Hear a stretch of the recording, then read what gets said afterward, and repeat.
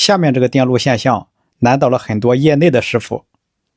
新能源车的充电桩出现了一个奇怪的现象，在汽车充电的时候会有异响，充电桩换了一个又一个还是不好，业主怀疑是电网电路的问题，而来的电工师傅判断是车的问题。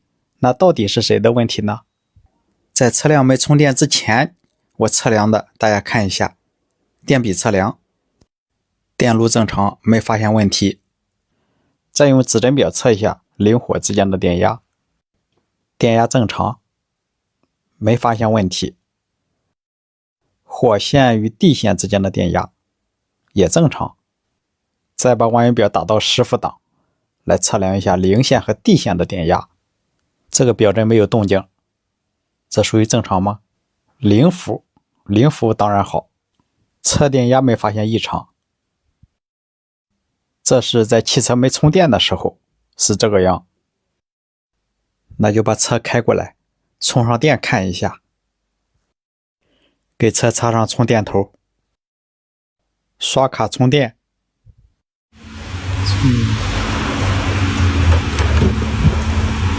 30瓦的电流，它不漏电，它漏电的话早跳了。以前跳闸啊？以前跳，以前是闸小吧？这我换过了。啊，以前是闸小的跳。不是，这是最开始换了一个大的，它也不好使。换了一个是多大的来着，也不好使。我听声音在哪听啊？我想的办法就是啊，哪个地方听着这响？这个这吧？你们叫4S店的给我看看吗？是我上4S店了，4S 店要叫他来，他不来，他没毛病，他来干啥？我听声音。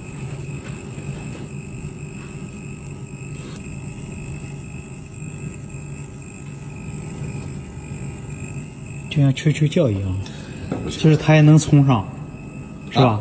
充也能充，就是有声音呗。对，他现在电流是不稳的，你换个井充就啥毛病没有，那换个井电流多少？就正常。电流多少？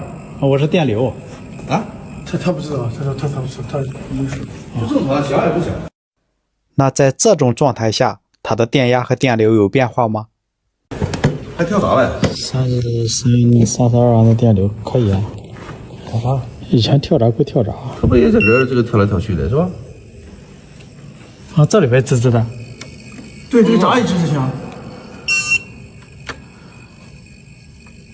刚才前几天电井了也响。测的地线也带电了，也带电压，和地之间有个13伏的电压。看一下剩余电流，也不稳，3.9毫安。充电电流也不稳，也在变化，32安。电流乱跳，而且有啾啾叫的声音。测地线带电压。再上指针表10伏档，测一下零线和地线的电压。刚才是表针不动，这一下，哎呦，这么高，好高啊！很明显，这是一个不正常的电压。你看，我只差一个表笔，你看表针，它都有电压，这就是不正常的。而且这个电压，你看，它是在波动的，100、100的。现在是一个表笔只测零线，它就有这种情况。这是受到了什么脉冲信号的干扰吗？测火线也是100、100的。所以说这种现象头一次见。把档位达到50伏档，测一下，看看多少伏。零线和地线15伏。它这个电压摆动是随着那个声音来的。其实你看，像脉搏一样一动一动的。这是啥东西？这是零地电压。那么零火电压呢？测一下零火电压，220多伏，还行。零火电压没有来回的摆动，很明显。再看一下它的剩余电流，也就是漏电电流，3.9毫安，还在变化。看一下地线带多少电流，4毫安左右， 4毫安、4.2毫安，它是变化的。这到底是不是一个正常的现象呢？肯定不是，这种现象就是不正常。你看，就是你测出了不正常的现象，都不清楚是什么原因造成的。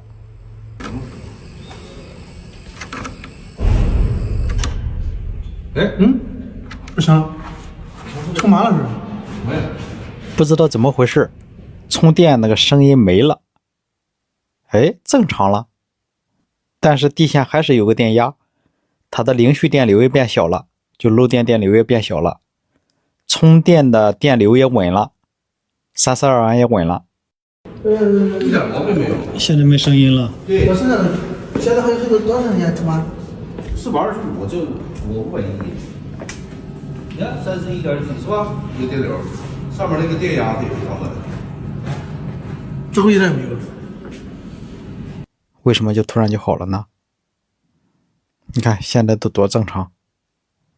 在没有声音正常充电的情况下，测一下零地电压，有6伏的电压，但是很稳，它不摆动。车主说他再出去开一圈，然后跑一圈回来再插上电试试。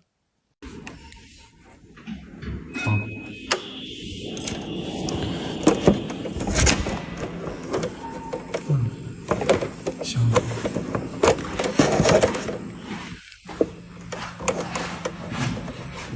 它吱吱的响的时候电流就高。去它的电井看一下，它的配电室电井。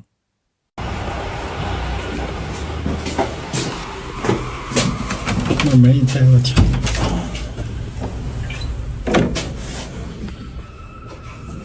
！32度。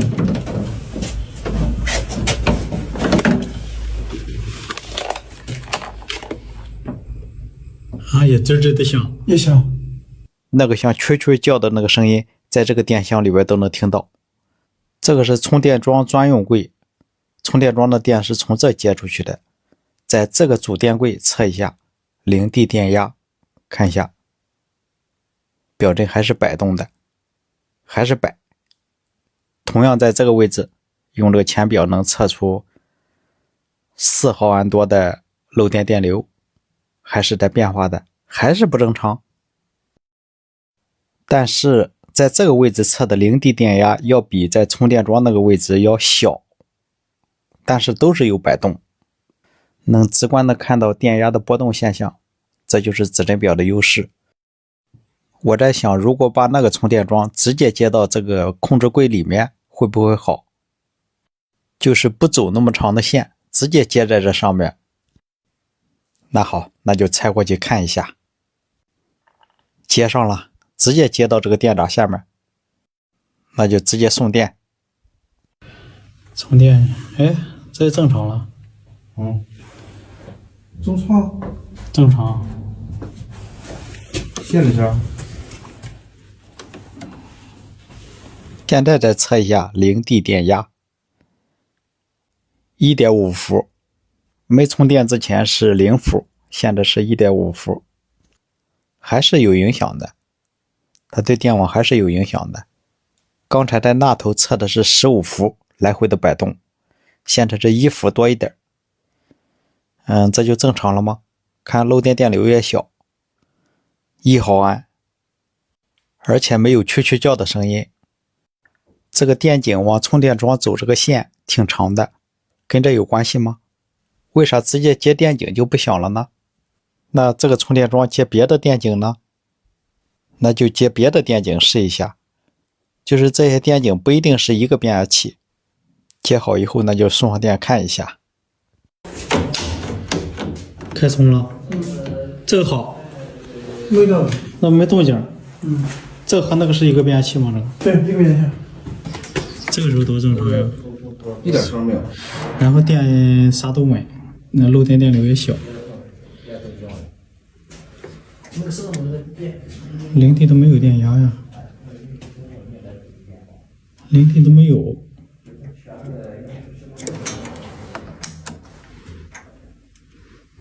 正常。是因为线太长的原因吗？还是线太短的原因吗？这个零地电压正常呀，而那一个零地电压居然在1伏以上。这一点声音没有，一点声音没有。是在充了吧？充了呢。连前面都没有声啊！一点声音没有啊，一点声没有。是因为线短了吗？啊。另外，客户说这一片的充电桩，他插哪一个都响，而别的车用他的都不响。把充电桩再接回来，再插上他的车。只要他的车一充电有声音，这个表就显示4.几毫安的漏电电流。这个滋滋的声音，车的位置听的声音最大。它这个声音能一直传到总配电室。这里也有滋滋滋滋滋，声音很小，只要那个充电桩一充电，这个声音就出来了，不充电就没有。然后车的零地电压也很小，很轻微，但是不充电是没有的。因为我个人觉得在变压器这个位置，零地是连在一起的，不应该有电压。那这种情况是不是它的地线串入了一个异常的信号？你比如高频，还有其他的。我才疏学浅，这种现象我解释不了，但是我遇到过。还有就是再看一下，用另外一台新能源车用这个充电桩充电，看一下充电时的电流也是30多安，但是电流很稳。再看一下地线电流 2.1 毫安。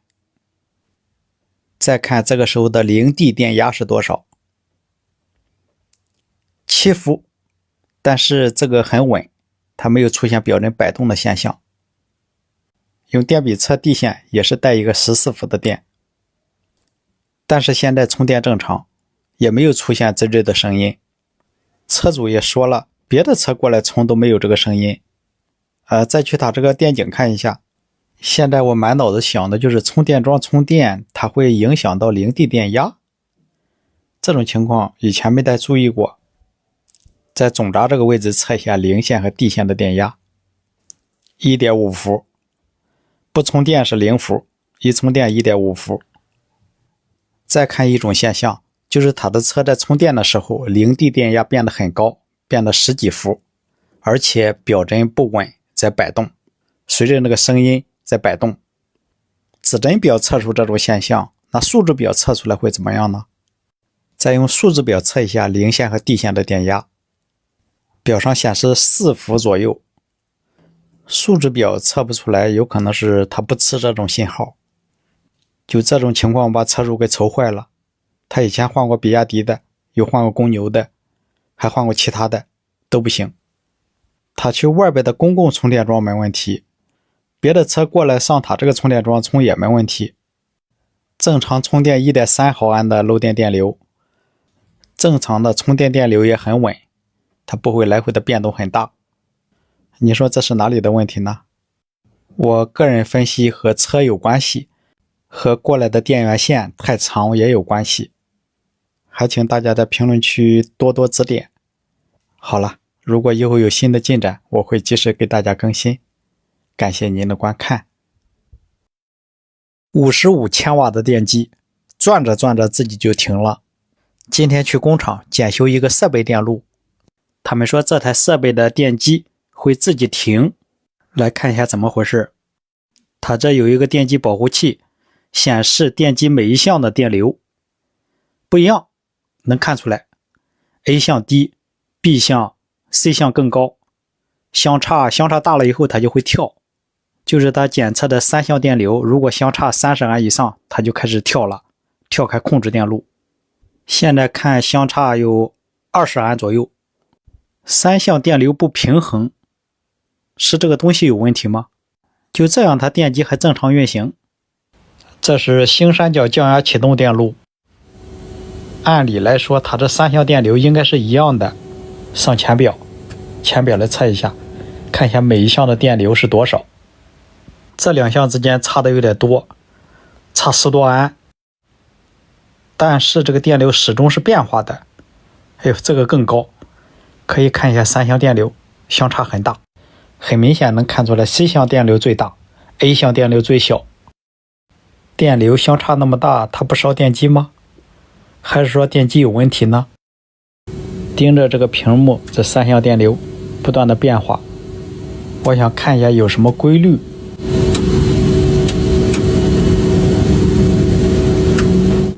它没什么规律，乱跳。这个时候我突然想起来，上学的时候体育老师教我们的欧姆定律，就是电流。电流怎么来的？电流它是电压除以电阻，所以电流的大小跟电压有关系，跟电阻也有关系。电阻就是电机。要这样看，这个电流不断的上下变化，不稳定，它和电机负载有关系吗？电机拉的东西一会重一会轻，所以说电流也会变化。再就是电压，电压如果不稳，一会高一会低，也会造成电流的变化。再回到现场，理论上是这样，但是实际情况呢？怎么来找这个原因呢？先测电压。电压他们找电工测了很多次，都说电压不高，确实不高。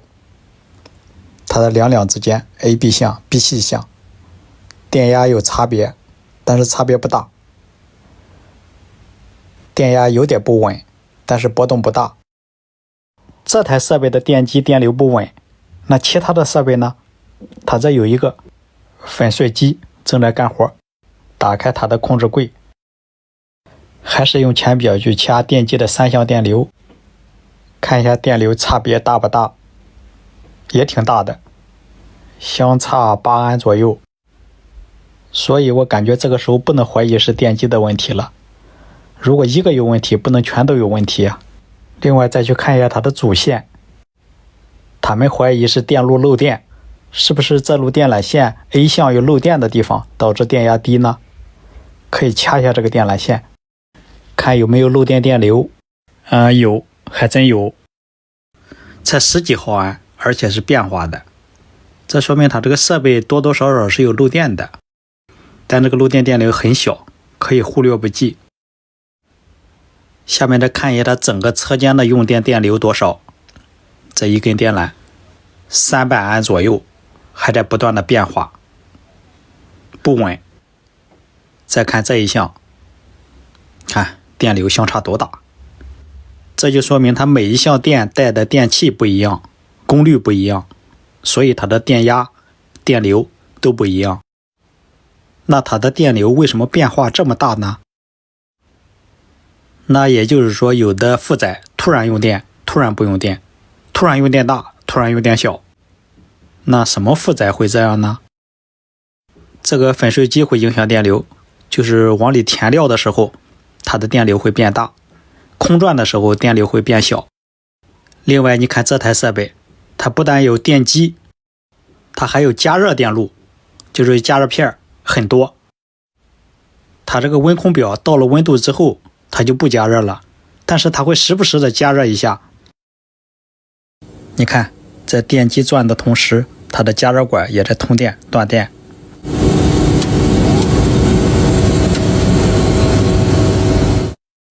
就这种情况，我在想，怎么能让它的电流平衡呢？一样呢？那就改变一下它每一路的功率，就是把电压低的 A 项，它的加热管移到 B 项和 C 项上，让 B 项和 C 项多带东西，就是把每一项的加热功率调一下，看看这个电流不稳的现象是不是就好了呢？它的加热管都是220伏的，所以只调火线就可以了。好了，调完以后再看一下。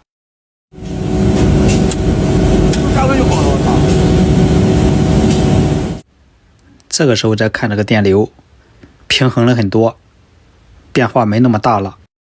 其实我感觉它这种现象的根本原因是因为电压低，用电量大，加热管电机多，都在用电，都在抢电，都不够用。再往上找，那就是变压器，变压器小了，那就在变压器这个位置测量一下电压。在这个地方测的电压都不高，370多伏，380，正常应该400伏左右。用电量大，电压低，所以我认为造成电流不平衡的原因就是电压低。对于电机电流不平衡的现象，大家怎么看呢？欢迎大家在评论区多多指点。好啦，感谢您的观看，喜欢我视频的师傅请点个关注，点个赞。去给粉丝修一个电路，说是关灯的状态下灯依然在亮，去看一下什么原因。新房子还没入住，结果出现了关灯以后灯还亮的现象。晚上不开灯就是这样，就这么亮。上去看一下。现在这个灯虽然没开，也是微亮的状态，就是白天看不出来。我把这个灯泡拆下来，全屋的灯泡都一样，微亮。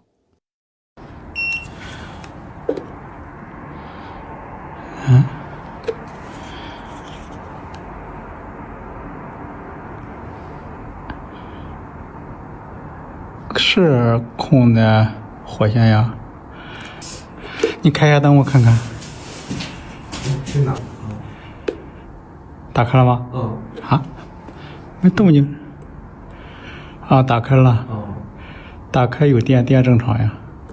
关了呢？现在关了。关了它还有个感应电呢。所以说这个灯会微亮啊，这什么原因呢？这是？我以为是控零了呢，不是控零了。它不是控零了。而且所有屋的灯好像都是这样。所有屋的灯都是微亮的，晚上。少见。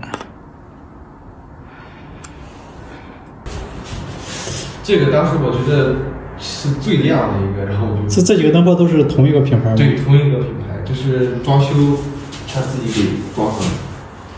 放不掉了吗？对，装修带的吧？对，这些都是装修带的啊。对，就是简装带这么个灯，他们开发商自己装的。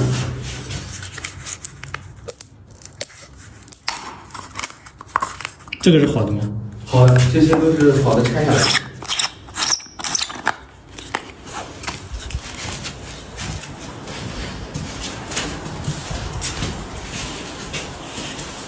我遇到过一次这样的现象，是灯泡不好造成的。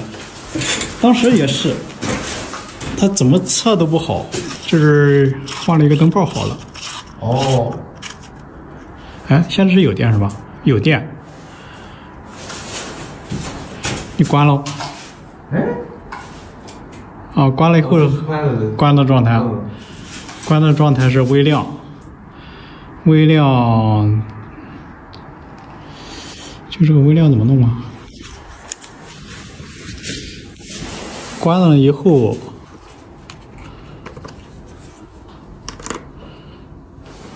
还有50多伏，零下没有。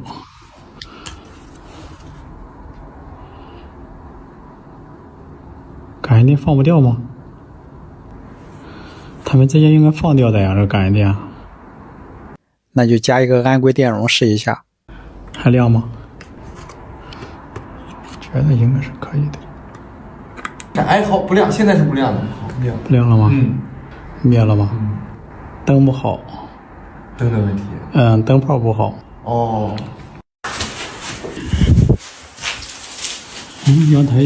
阳台这个应该和它不一样了。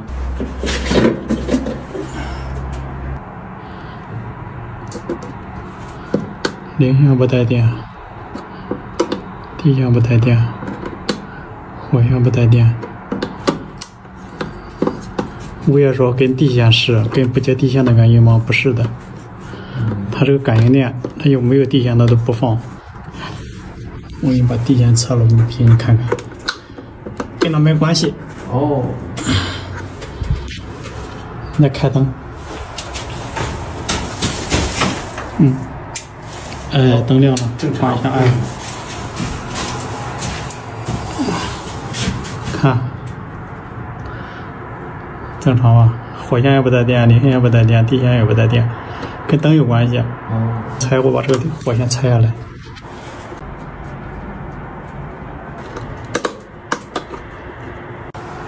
然后它就带了，它就有了70多伏，哈。70多伏，这就是好灯嘛，它直接把这感应电给你放掉了，它就不会微亮。好了，这就放心了。哎，它不是电的问题。那我就放心了。好了，这个灯泡微亮的原因就找到了，就是灯泡的原因。那这个小区其他家还有这样的情况，遇到这样的情况不要迷茫，不要慌张。我的视频就是给你照亮的月光。感谢您的观看，愿大家都能安全用电。这个机器叫喷砂机，干活的时候2个手要伸进去，一边看一边干。突然有一种触电的感觉，都以为是漏电，就在脚下加了个绝缘垫，谁知道电得更狠了，吓得工人都不敢干活了。这到底是何方妖孽在此作怪？好了，开始破案。通过和工人师傅详细交流，才知道只有在喷砂的时候才出现触电的感觉。对于这种喷砂机，我很早以前就接触过，也修过，所以不陌生。他们开始怀疑是漏电，也找了电工师傅过来测量，加了地线，还是不管用。所以我判断他这个电就不是漏电。不是漏电，为什么电人呢？插上电看一下。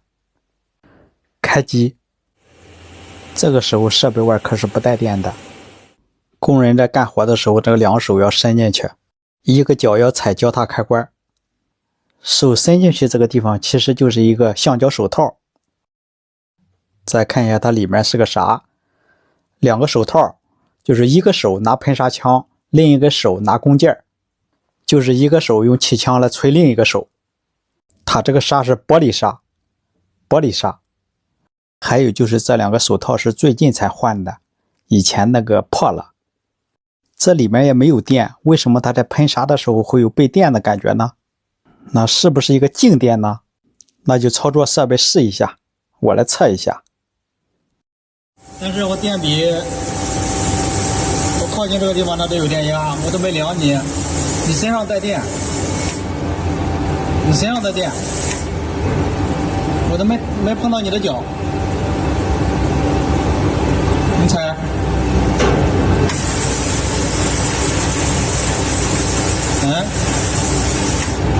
你身上有电。为啥这个电笔突然不显示了呢？是不是这个电已经传到我身上来了？你踩喷，哎，这没了，是不是没杀了吗？哎呦我，有，在刚刚电笔碰设备的瞬间，我被电扎了一下。这个设备外壳是接地的，为什么这个静电对地放不掉呢？而我认为这就是个静电，但是他们认为是漏电。你现在踩它都没有感应电，它没有静电，你踩一下，你踩，你手只要不伸进去，手不伸进去都没有，只要是手不伸进去都没事。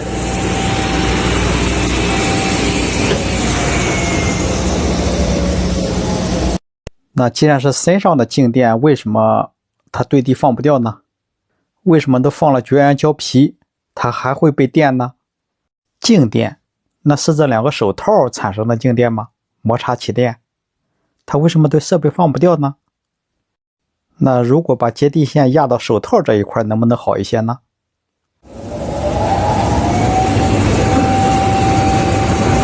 还有那个感觉吗？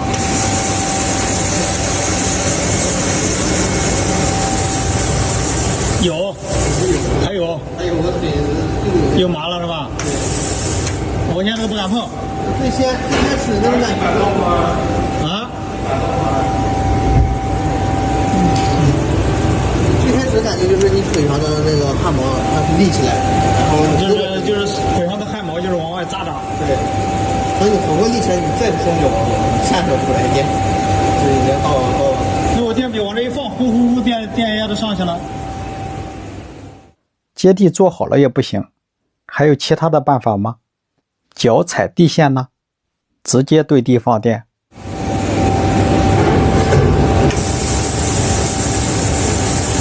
还有80多伏， 80度。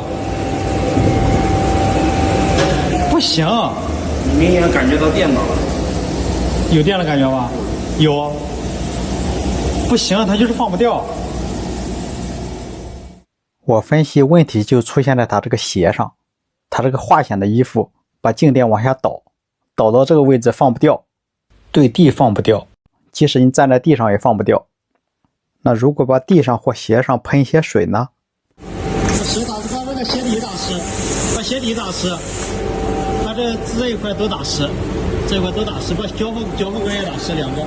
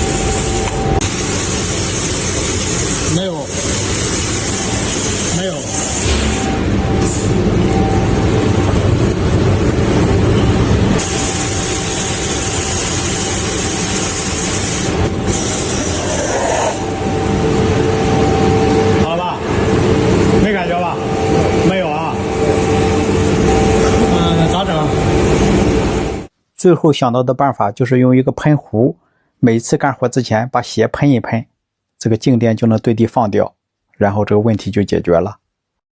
另外，产生静电跟这个橡胶手套有关系吗？还请大家在评论区多多指点。好了，感谢您的观看。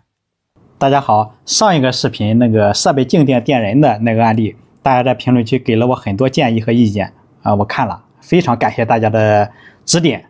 然后就是大家说那个静电环好不好用？好用，因为现场没有静电环，我们去现场处理，我都不知道是静电的原因产生的，所以说没有准备静电环。但是在现场我们用这个地线、铜线绑在了脚腕上，模拟那个静电环，或者是绑在手腕上，然后再去干活，这样这个静电就小了，就没什么感觉了。再就是这个小喷壶喷水，在喷砂之前往地上喷一喷，这个也可以，但是车间要求就是地面要干燥，尽量不要喷水。还有就是他换这一个手套啊，是有的防静电，有的不防静电，跟这个有没有关系？有的师傅说有关系，也有师傅说是喷头喷砂的时候产生静电，把那个喷头做一个接地就好了。那是这个原因吗？那就做一下试试。我们把喷砂的喷头缠了地线，这个红线其实是个地线，接地的，接设备外壳的，但是试了也不好使，还是有静电。另外还有评论说我们拿工人的安全做实验，看到这种评论我都不知道怎么去回复。作为一个电工，我知道什么是安全的，什么是危险的。他们每天带着静电干活很长时间了，去了很多师傅都没找到原因。我只是把我检修的过程分享出来给大家，没想到会引起很多人的误会，说我们黑心呀，有危险让别人上啊。其实我不干那种事，我处理的过程必须是安全的，但凡有些危险我都不会让别人去上。所以这个视频也是为了让大家看到这种现象。我解决的过程虽然说不够专业，但是得到了各界人士的指点，很感谢大家。再就是坑队友的事我也没少干，我的同事老王都先进行实验以后再让工人去试，都是我的同事先上手去试，这个我确实不敢，我是不敢。好了，感谢您的观看，请多多指点。再使劲儿！大家好，这两款工具箱一个卖19.9块，一个卖79，怎么差别那么大呢？给大家看一下。我戴上了手套，是为了有个仪式感吗？不是的，是为了防滑手。这款工具箱，我说滑手在哪地方滑手？你在打开这个把手的时候，手在这个地方会滑到，很锋利，这个地方也很锋利。这就是说这个箱的做工啊。这就是它里面的，哎呦，打开以后一股气味能把你给顶晕了，这就是回收料的臭味。这就是说这个箱子无论从做工还是从原料方面都相当的差，很差，所以说不环保，受不了这个味受不了。这就是一些劣质的工具箱。再看这一个，这个都不用多说了是吧？新上市的，无论从做工还是工艺，当然价格也高，纯原料做的，不一样，不一样。纯原料就是打开后你趴上去闻，没有味儿，它没有味儿，它是环保的。它做这个箱子用的料都是白花花的纯原料，它没掺杂废料、回收料。这种纯原料做出来的箱子的柔韧性怎么样呢？那这种箱子柔韧性怎么样呢？怎么来检测一下？敲一下，看看能不能把它敲碎喽。一个一个试。先试这个吧，先试这个，就底部比较薄弱的地方。哟，可以啊。我还以为真可以的，很脆，没什么柔韧性，一下一个窟窿。再试一下这个，这样行吗？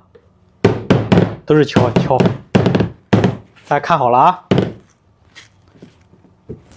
刚才我是轻轻的一敲没事，再使劲儿，再使劲儿，再使劲儿，再使劲儿，可以的，柔韧性可以的。再就是这种箱子，它能承重300，就是2个成年的师傅站上去一点问题没有。总有师傅说你为什么不带一些19.9块的箱子、9.9块的箱子给我们放福利？我说这些箱子你拿到手之后直接，对吧？除了价格便宜，其他都不行。所以说我给大家还是推荐我用的这一款箱子，大家可以买到手看一看，用一用。好了，感谢您的观看。这款箱子我放到了左下角小黄车，需要的师傅你去了解一下。